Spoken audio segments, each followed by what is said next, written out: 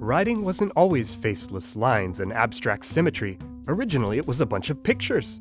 Come see how it all started.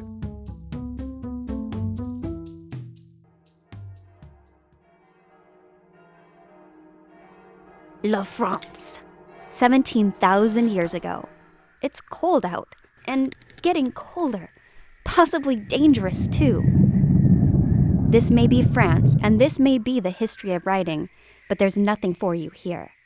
Until you take shelter in a nearby cave and see how creative some of your ancestors really were. Drawing on their enlarging brains and a long prehistory of building ever more complex tools, these early artists took to etching and painting beautiful visual representations of the animals around them. These aren't words, they're not stories, they're pictures. Early pictures like these start to become very routine, not necessarily depicting the world, but marking and standing for things. A place to hunt. A place to eat. These are pictographs.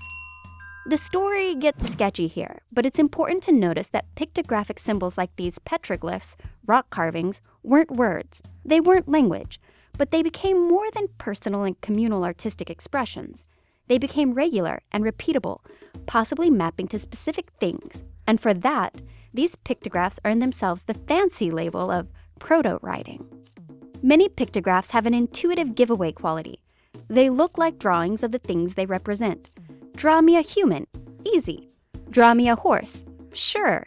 A river, there it is. But how do you clearly and simply draw less tangible ideas like playing around or taking it easy, or don't even think about it?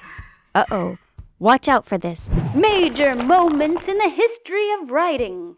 Meet metonymy. This principled fellow lets you represent a general, nebulous idea with a related pictogram, or part of a pictogram, or a pictogram combo that's pretty specific and obvious. Ancient stick human is a regular old pictogram. If you cut off Stick's legs, you can get across the general idea of what? Walking or moving. What about a man leaning against a tree? What's the idea here? Taking it easy. Resting. These are ideographs, symbols for ideas and concepts. In some sense, all of these drawings express ideas. The concept of a horse, the concept of a human. So they're all ideographic. But with a little imagination and a lot of time, extended ideographs let you cut and combine basic pictographs to be far more expressive and abstract.